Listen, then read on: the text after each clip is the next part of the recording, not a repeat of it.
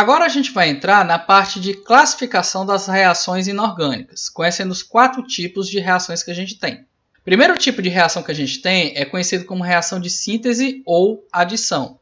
Como é que a gente classifica esse tipo de reação? É quando você tem 2 ou mais reagentes, ou 2 ou mais espécies, e durante a reação ela vai gerar um único produto.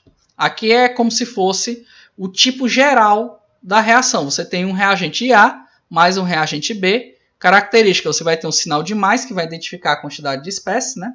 Nesse caso são 2. E durante a reação vai ser formado uma única substância. Exemplo, quando você tem carbono e reage com oxigênio formando CO2. Verifica aqui que a gente tem 2 espécies antes da reação, separadas por um sinalzinho de mais, e no final você só tem uma única espécie, que é o gás carbônico.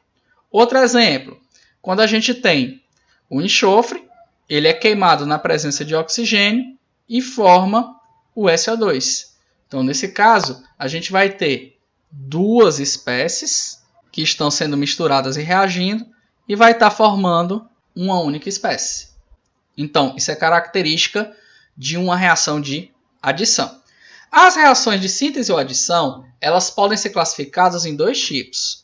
As totais, onde os reagentes eles têm que ser substâncias simples, e as parciais, onde não tem essa obrigatoriedade. Você pode ter pelo menos um composto. Exemplo, quando você tem o NH3 reagindo com HCl.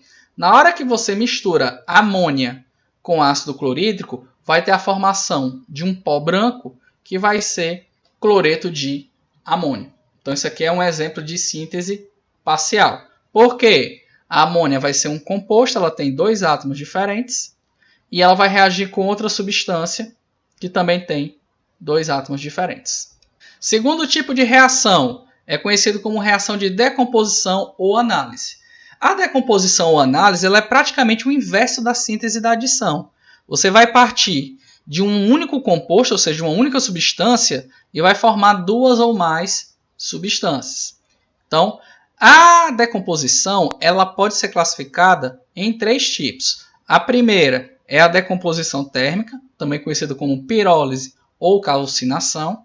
Exemplo, a gente pega o carbonato de cálcio, que é o calcário. Se você aquecer isso aqui acima de 600 graus, você vai formar o cal e vai formar o CO2. Então, aqui a gente tem 3 átomos, mas é uma única substância.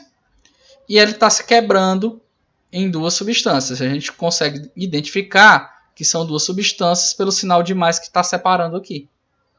Segundo exemplo de reação de decomposição, a fotólise. Professor, de onde é que vem esse nome fotólise?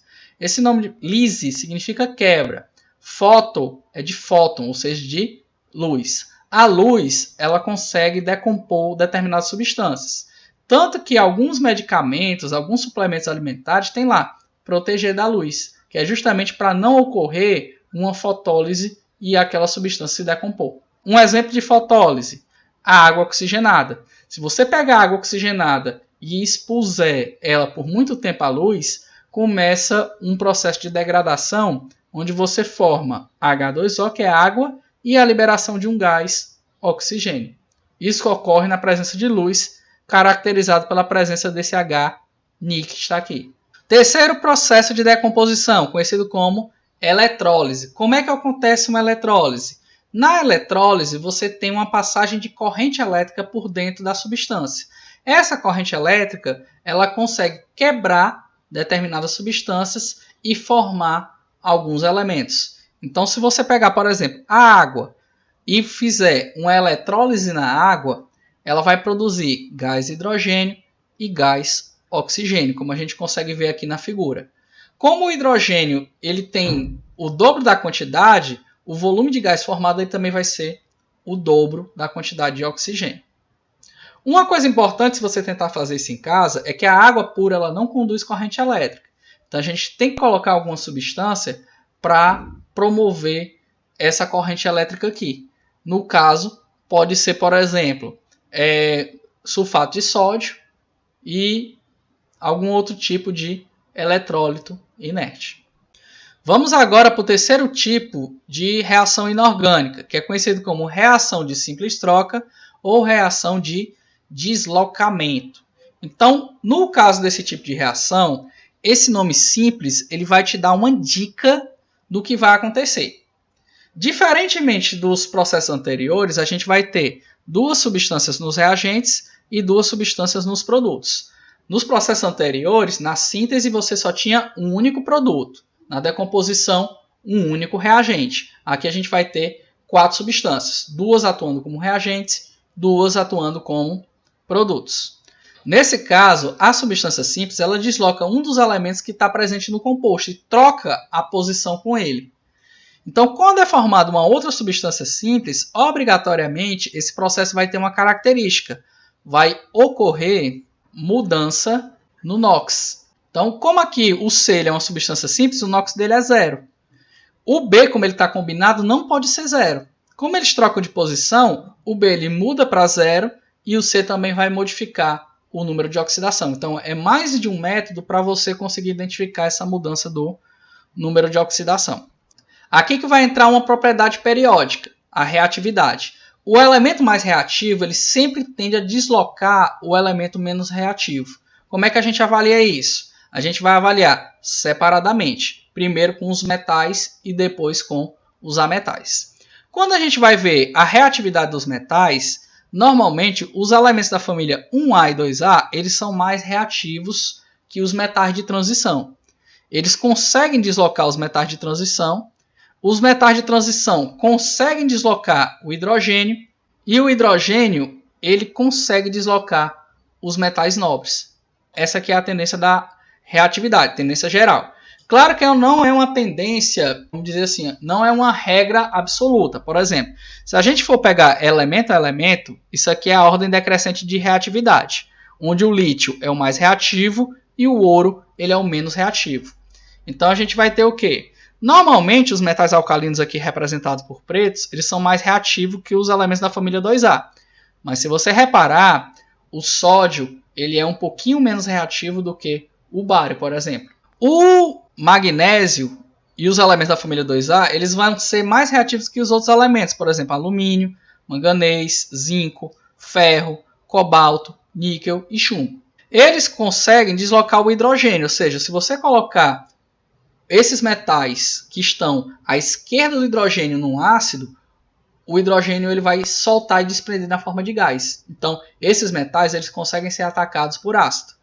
Já esses metais que estão aqui são chamados de metais nobres, então dificilmente eles conseguem reagir, sendo inclusive resistentes à corrosão por ácido. Quem são esses metais? Cobre, prata, paládio, platina e ouro. É por isso que esses metais são tão valiosos, principalmente o ouro. Então vamos pegar aqui alguns exercícios para ver se a gente consegue perceber quando há ou não um deslocamento.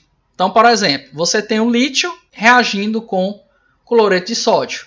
O lítio ele é da família 1A e o sódio é da família 1A. Será que vai ocorrer essa reação? Vamos olhar aqui.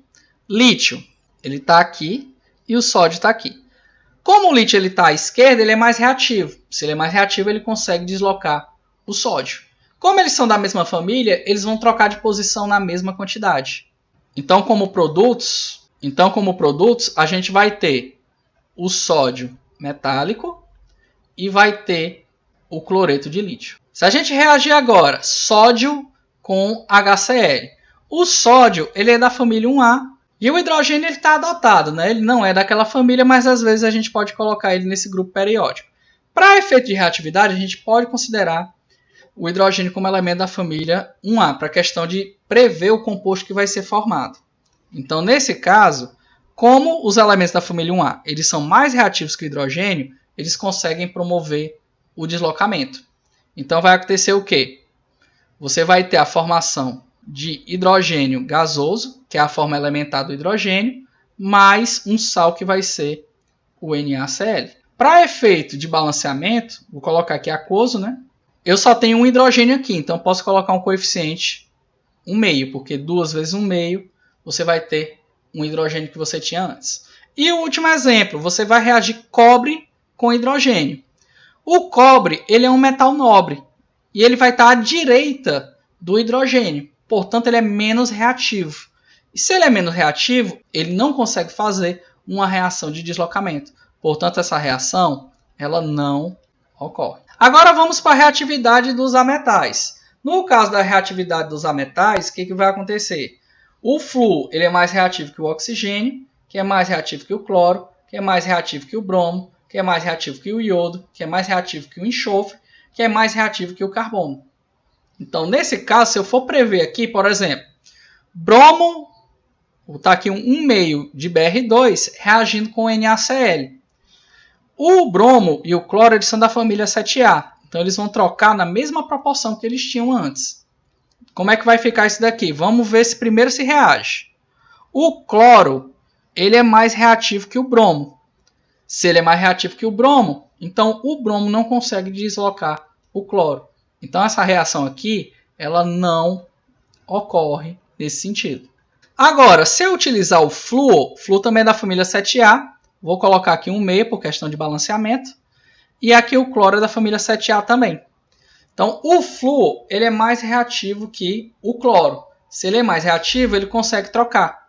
Então fazendo aqui essa permuta, vai ficar um meio de Cl2 mais NaF sólido. Então você tem a troca do sódio pelo flúor. Se agora a gente for olhar o último, Na2S com I2, você vai ver que o iodo ele é mais reativo que o enxofre.